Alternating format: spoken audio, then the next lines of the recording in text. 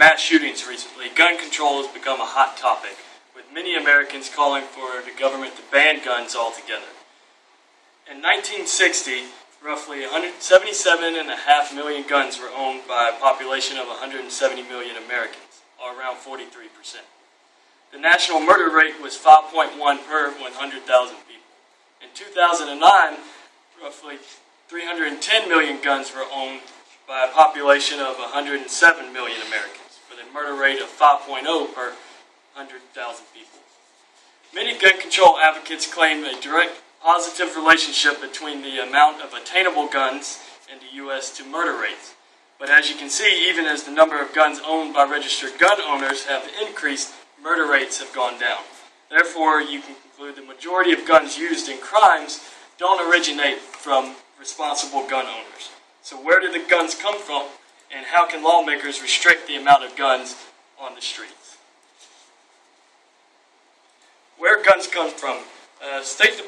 Justice Department survey of prisoners convicted of gun crimes had the following results. About 9% of the guns they bought from gun shows. 12% were stolen by the offenders, and 26% were obtained from families or friends, and an additional 34% were bought from street dealers. So 60% of guns used in gun crimes were obtained from illegal or second-hand purchases. So how do these guns get to the streets? Illegal guns come from all over, but the majority comes from what's called straw purchases. And this term can cover a couple of scenarios. You have gun dealers, gun shows, private seller, and you'll have a person that's qualified or that is able to buy a gun, buy it for someone else. Usually gangs, felons, domestic abusers, and mentally ill people. Another scenario is if usually they'll have set up retail shops and they'll get your federal firearm license, and then they'll order guns and sell them straight to the streets, to street dealers, without reporting, and then later they'll report them either lost or stolen. So what can we do? When buying a firearm in the state of Texas, a federal background check is performed at the time of the purchase. When I bought my gun, I was in and out of the shop in 45 minutes with a new firearm. But there is no laws regulating the resale of that gun. I can turn around and sell that gun to anybody I want without any paperwork or doing background checks. One law proposed will federally mandate that all gun sales must first require a background check. So if I wish to sell my gun, the buyer would have to have a background check performed in order for me to legally complete the purchase, or I'd face criminal prosecution. Gun show promoters in Texas are required to obtain an FFL, or Federal Firearm License, but the vendors are not obligated to do so. So statistics show that 9% of guns used in crimes were bought at such shows. While it is illegal for criminals to buy guns from gun shows, it isn't illegal for vendors to sell the guns to them. Another proposed law will require that not only these vendors to apply for FFLs, but that their background check should also be completed before a sale.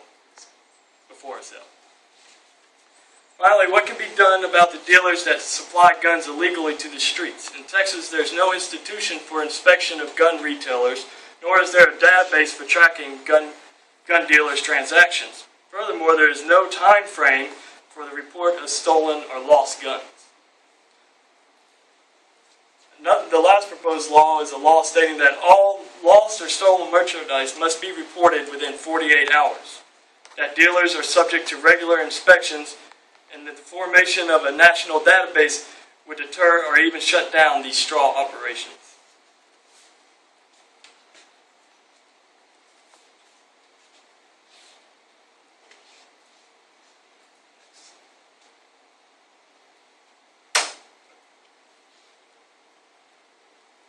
So this is a poll by for many of proposed gun laws, background checks for